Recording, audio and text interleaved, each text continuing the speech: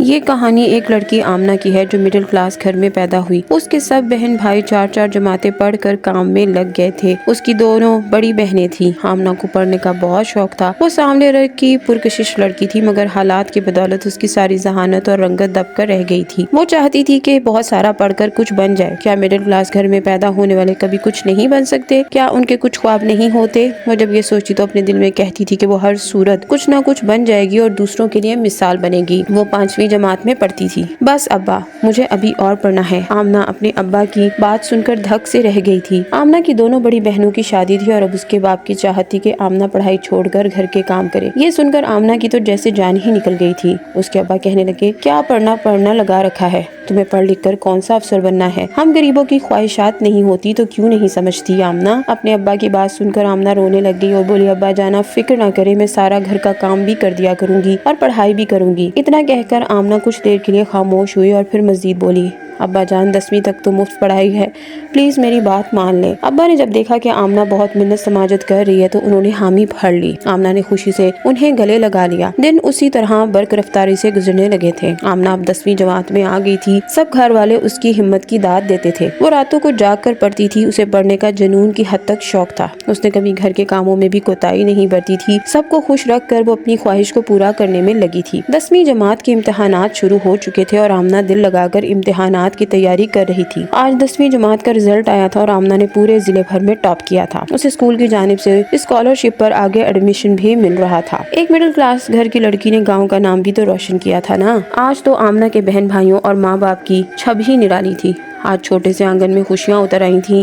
آمنہ کے سب بہن بھائیوں کی شادی ہو چکی تھی۔ بس اس کا چھوٹا بھائی علی تھا جو اب 5ویں جماعت میں تھا۔ آمنہ اور علی کے آپس میں بہت دوستی تھی۔ اس کی باتوں پہ آمنہ گھنٹوں ہنسا کرتی تھی۔ آمنہ نے پکا سوچ لیا تھا کہ وہ اپنے بھائی کو بھی پڑھائے گی۔ علی بھی اسے کہا کرتا تھا، آپی مجھے بھی بڑا آدمی بننا ہے، آپ میری مدد کریں گی نا؟ جب وہ معصومیت سے پوچھتا تو آمنہ نہال ہو جاتی تھی۔ علی میں آمنہ کی جان تھی۔ آمنہ کے دن اسی طرح گزر رہے تھے۔ آمنہ اپنی سہیلیوں کے ساتھ ندی پہ آئی تھی۔ وہ سب بہت خوش لگ رہی تھیں۔ آج کل تو آمنہ بہت خوش رہنے لگی تھی، اس لیے گاؤں میں موجود ندی پر وہ اپنی سہیلیوں کے ساتھ آئی تھی۔ وہ خیالوں ہی خیالوں میں پانی سے کھیل رہی تھی۔ اسے نہیں پتا تھا کہ وہ کسی کی گہری نظروں کے حصار میں آ چکی ہے۔ وہ اپنی سہیلیوں کے ہمراہ واپسی کے لیے مڑی تھی کہ اچانک پاس سے گزرتی جیپ میں سے کسی نے آمنہ کو بازو سے کھینچا اور جیپ تیزی سے گزرتی گئی۔ اس کی سہیلیاں کھڑی منہ دیکھتی رہ گئی تھیں۔ چھوڑ دو مجھے، کون ہو تم؟ آمنہ نے گھبراتے ہوئے کہا تھا۔ وہ جو کوئی بھی تھا، اس وقت اس نے رومال کی مدد سے اپنے منہ کو چھپا رکھا تھا۔ اس نے کوئی جواب نہیں دیا تھا۔ آمنہ نے روتے ہوئے کہا، میرا کیا قصور ہے، چھوڑو مجھے۔ وہ بہت ڈر چکی تھی۔ گاڑی انجان راستوں پر گامزن تھی۔ آمنہ کو لگ رہا تھا کہ جیسے کچھ بہت غلط ہونے والا ہے۔ اس نے ڈر کے مارے آنکھیں موند لی تھیں۔ وہ شخص آمنہ کو بہت دور ایک چھوٹے سے گھر میں لے آیا۔ اس گھر میں آمنہ اور اس کے سوا کوئی نہ تھا۔ چھوڑو مجھے، کون ہو تم؟ آمنہ مسلسل ایک ہی بات کہے جا رہی تھی۔ آمنہ کی بات سن کر اس شخص نے منہ سے نقاب اتارا تو آمنہ کو اپنا وجود گہری کھائی میں گرتا ہوا محسوس ہوا۔ یہ تو آمنہ کے گاؤں کے زمیندار ملک احمد کا بیٹا تھا۔ ملک احمد بہت بے ایمان اور سنگ دل شخص تھا۔ وہ ہمیشہ دوسروں سے ان کی زمین ہتھیانے کے چکر میں رہتا تھا۔ اس نے اس مقصد کے لیے بہت سے قتل کیے تھے۔ اللہ نے اسے ایک ہی بیٹا دیا تھا اور وہ بھی بہت برا اور نالائق۔ اس کے بیٹے کا نام عمر تھا۔ عمر ایک شرابی لڑکا تھا۔ اس نے کئی بار اپنے گندے کرتوتوں کی وجہ سے جیل کا سفر بھی کیا تھا، مگر ہر بار اپنے باپ کی سفارش کی بدولت بچ نکلتا تھا۔ آمنہ اسے سامنے پا کر ادموئی ہو چکی تھی۔ آمنہ کی سہیلیوں نے گھر آ کر ساری بات آمنہ کی امی ابو کو بتائی تو انہوں نے سر تھام لیا۔ یہ کیا ہو گیا بیٹھے بٹھائے؟ وہ چیخ رہے تھے۔ علی بھی بہت رو رہا تھا۔ ان کے گھر کی رونق آمنہ آخر کہاں چلی گئی؟ گھر والوں پر قیامت برپا تھی۔ دیکھ لیا میں کون ہوں؟ عمر نے خباثت سے مسکراتے ہوئے کہا، تم میں نے تمہارا کیا بگاڑا ہے؟ پلیز مجھے جانے دو۔ وہ عمر کی منت سماجت کر رہی تھی۔ ہا ہا ہا ہا، آج کل بڑے پر نکل آئے ہیں تیرے، لفٹ ہی نہیں کرواتی، ہواؤں میں اڑ رہی ہے۔ وہ مسلسل آگے بڑھ رہا تھا۔ پلیز اسٹاپ اٹ، رک جاؤ، ایک قدم بھی آگے مت بڑھنا، آمنہ نے روتے ہوئے کہا تو عمر نے اونچی آواز میں کہا لگایا اور کہنے لگا، اوہو، ہماری رانی کو انگریزی بھی آتی ہے؟ میں تو بھول ہی گیا رانی کو پڑھنے کا شوق ہے، لیکن میں تو آج تمہیں ایک نیا سبق ہی پڑھاؤں گا۔ آمنہ کی طرف بڑھتے ہوئے وہ بول رہا تھا، پلیز مجھے چھوڑ دو خدا کے لیے۔ وہ اسے واسطے دے رہی تھی مگر وہ اس وقت گہرے نشے میں تھا۔ اسے تو بس آمنہ کا وجود نظر آ رہا تھا جسے اس نے پارا پارا کرنا تھا۔ وہ بس ایک قدم کی دوری پر تھا۔ یا خدا، میری مدد کر میرے مالک، वो खुदा के आगे रो रही थी। शाम से रात हो चुकी थी मगर आमना का कुछ अता पता न था। उसके घर वाले बहुत परेशान थे। सब बहन भाई जमा हो गए थे और आमना की तलाश में थे। माँ बाप का रो रो कर बुरा हाल था। आमना की तो किसी से दुश्मनी भी नहीं थी। आखिर वो कहाँ चली गई? हर किसी की जुबान पर यही सवाल था। सब आमना की खैरियत के लिए दुआ गो थे। उमर जैसे ही आमना पर झपटने लगा, आमना ने बड़ी बर्क रफ्तारी से पास पड़ा, इकलौता पानी का घड़ा उठा लिया और हिम्मत करके उमर के सर पर दे मारा। वो सर थाम कर जमीन पर गिर गया। आमना ने एक दो वार और किए तो उमर के मुंह से गूं गां की आवाजें आना भी बंद हो गई थी और फिर उमर का सर एक तरफ को लुढ़क गया। आमना ने हैरत से उसे देखा। क्या ये मर गया? अब क्या होगा? वो डर के मारे रो रही थी। उसने अपनी इज्जत बचाने के लिए ये सब किया था। उसके हाथ से जाने अनजाने में एक कत्ल हो गया था। उसके जहन ने काम करना छोड़ दिया था। आमना काफी देर परेशान खड़ी ये सब देखती रही और फिर उसके जहन में एक तरकीब आई। उसने घर से बाहर निकलकर एक तरफ कब्र बनाना शुरू कर दी। मट्टी चूंकि नरम थी इसलिए वो जल्दी से हाथ चला रही थी। उसे हर हाल में उमर की लाश को ठिकाने लगाना था। अगर किसी को भनक भी बढ़ जाती तो वो खतरे में आ जाती और कुछ बाकी न रहता। गाँव का जमींदार मलिक अहमद बहुत जालिम और बाअसर शख्स था। उसके ताल्लुकात बहुत आला दर्जे पर फाइज लोगों के साथ। आमना ने अपनी इज्जत बचाने के लिए उमर को कत्ल किया था, लेकिन उस बाअसर और जालिम शख्स के सामने वो बेबस हो जाता। वो पुलिस को खरीद लेता, कानून को खरीद लेता और वो बेगुनाह होते हुए भी फांसी के फंदे पर झूल जाती। आमना जल्द से जल्द उस लाश को ठिकाने लगाकर वापस लौटना चाहती थी। उस वक्त उसके दिल में कोई ख्वाहिश बाकी न रही थी। वो चाहती थी कि बस जल्द से जल्द घर पहुंच जाए। उसने कब्रनुमा घड़ा खोद कर उसमें उमर को लिटा दिया।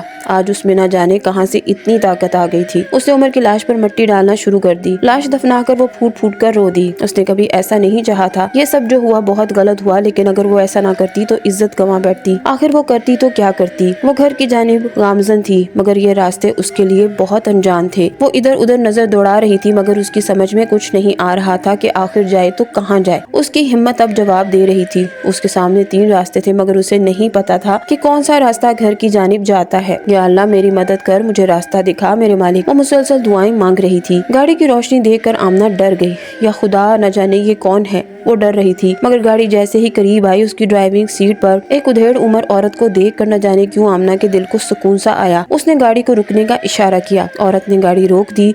उसने रात के इस घुप अंधेरे में एक तन्हा लड़की को देखा तो हैरानी से पूछने लगी, कौन हो तुम और यहाँ इस वक्त क्या कर रही हो? आमना ने उसे अपनी सारी आपबीती सुना दी सिवाय कत्ल के। औरत ने गौर से आमना को देखा और गाड़ी का दरवाजा खोल दिया। आमना झट से गाड़ी में बैठ गई और उसे अपने घर का एड्रेस बताया और कहा, आप प्लीज मुझे मेरे घर छोड़ आए, मैं हमेशा आपकी बहुत शुक्रगुजार रहूंगी। आमना की बात सुनकर उस औरत ने कोई जवाब न दिया। वो मुसलसल कार चला रही थी। आमना को उस औरत की खामोशी से वहशत हो रही थी मगर वो अब ना यहाँ से निकल सकती थी और ना ही उससे कोई सवाल पूछ सकती थी। वो चुपचाप बैठी बस दुआएं ही कर रही थी। वो औरत उसे एक कोठे पर ले आई। ये दूसरी मंजिलों पर 4 कमरों का घर था और उसमें काफी सारी नौजवान लड़कियां भी थी। उस औरत को देखकर सब ने उसे सलाम किया। सब आमना की जानिब देखकर मानी खेजी से मुस्कुरा रही थी। आमना ना समझी से उनको देख रही थी। उसने उस औरत को मुखातिब करते हुए कहा, आप मुझे यहाँ कहाँ ले आई हैं? प्लीज मुझे मेरे घर छोड़ाएं। वो रो रही थी मगर शैतानों को कहाँ रहम आता है। उस औरत ने आमना को रस्सियों की मदद से कमरे में बांध दिया था। आमना बहुत रोती थी, शोर मचाती थी मगर उनमें से किसी पर कोई असर नहीं हुआ था। जब आमना ज्यादा शोर मचाती तो वो औरत उसे बेहोशी का इंजेक्शन लगा देती थी। 10 दिन गुजर चुके थे। आमना को मालूम हो गया था कि वह तवाइफों के कोठे पे पहुंच चुकी है। यहाँ पे आने का रास्ता तो था मगर जाने का नहीं। इस तरह की कई मासूम लड़कियां उस तवाइफ के चुंगल में फंसी थी। वो सोचती तो घंटे रोती रहती। उसे कुछ समझ नहीं आ रहा था कि वो क्या करे। आहिस्ता आहिस्ता आमना उस माहौल की आदि होने लगी थी। अब उसकी रस्सियां खोल दी गई थी लेकिन अभी उसे कमरे से निकलने की इजाजत नहीं थी। जब वो दूसरी लड़कियों को देखती तो खून के घूंट पीकर रह जाती। सच शुक्र था कि उसे गाने और नाचने को नहीं कहा जाता था। उसे बस 2 वक्त का खाना मिलता और 2 लड़कियां उसके बाल सुलझाती और घंटों उसके मुंह पे पता नहीं क्या क्या लगाती रहती थी। आमना को अपने माँ बाप और बहन भाई बहुत याद आते थे। वो बहुत बहादुर थी मगर हालात ने उसे मायूस कर दिया था। आज आमना को खूब भारी काम वाला सूट पहनाया और खूब तैयार किया गया। जब उसने अपना रूप आईने में देखा तो देखती ही रह गई। वो बहुत प्यारी लग रही थी। माँ जबीन कोठा इंचार्ज ने भी उसकी तारीफ की थी। आमना न समझी से ये सब देख रही थी। सामने वाला शख्स खबासत से मुस्कुरा रहा था। माल तो अच्छा है, वैसे कितने पैसे चाहिए इसके बदले? ये सुनकर आमना का दिल हलक में आकर अटक गया था। ये क्या बात कर रहे थे? वो कांप कर रह गई। या खुदा मैं क्या करूं? वो रो देने को थी। उसने मैडम के कई तरले मिन्नतें की मगर बेसूद। वो उसे एक सजे सजाए कमरे में छोड़ गई थी जहां वो खबीस किस्म का आदमी बैठा मुस्कुरा रहा था। आमना उसके पैरों पर गिर गई। प्लीज मुझे छोड़ दो। वो ज़ारो कतार रो रही थी मगर सामने वाला शायद शराब के नशे में धुत था। वो तो बस आमना के रूप में गुम था। उसने आमना को बाजू से पकड़कर खींचने की कोशिश की। आमना मुसलसल दिफा कर रही थी मगर हर हरबा नाकाम गुजर रहा था। जब उस शख्स की जुर्रत हद से बढ़ने लगी तो आमना ने पास पड़ा चाकू उठा लिया। अब अगला इकदाम उठाने के लिए उसने सोचना नहीं था। आमना को गायब हुए बहुत दिन हो गए थे। उसके घर वालों ने पहले तो उसे बहुत ढूंढा मगर फिर मायूस हो गए। सब गांव वाले आमना के घर वालों को ताने देते थे कि बेटी को 4 जमातें पढ़ाई तो वो इतनी मुंहजोर हो गई कि घर से ही भाग गई। जब घर वाले ये सारी बातें सुनते तो उन्हें आमना से शदीद नफरत महसूस होती। अब वो भी यही समझने लगते थे कि आमना खुद कहीं चली गई है। वो सोचते खुद तो चली गई मगर उन्हें इस आग में जलने के लिए छोड़ गई। गर्ज ये कि वो ऐसी ही मनफी सोचों में मुब्तला हो गए थे। आमना ने चाकू शख्स के पेट में पेवस्त कर दिया था। आग की आवाज के साथ वो जमीन बोस हो गया था। उसके पेट से खून का फवारा उबल पड़ा था। आमना एक तरफ को हो गई। आज वो डरी नहीं थी, बस उसकी आंखों से आंसू रवा थे। न चाहते हुए भी उसके हाथों 2 कत्ल हो गए थे। वो जमीन पर बैठकर जोर जोर से रोने लगी। आज उसे बहुत रोना आ रहा था। उसका कसूर क्या था उसकी समझ में नहीं आ रहा था। अचानक थाड़ की आवाज से दरवाजा खुला और मैडम माजबीर अंदर आ गई। कमबख्त कमजात हरामजादी, ये क्या कर दिया? इतने बड़े मिल ऑनर को तूने मार दिया। अब हम क्या करेंगे? तूने खुद तो मरना ही है, हमें भी मारेगी। मैडम उस वक्त गहरे गुस्से में थी और उसने आमना को बालों से पकड़कर घसीटना शुरू कर दिया था। क्या समझती है इसे मार कर तू बच जाएगी? नहीं बच पाएगी तू कमजात। वो मुसलसल उसे घसीट रही थी। अचानक आमना ने हिम्मत की और उसी चाकू से मैडम पर वार कर दिया। वार सीधा मैडम के गले पर हुआ था। मैडम जख्मी होकर दूर जा गिरी। आमना ने आओ देखा ना ताओ वहाँ से भाग निकली।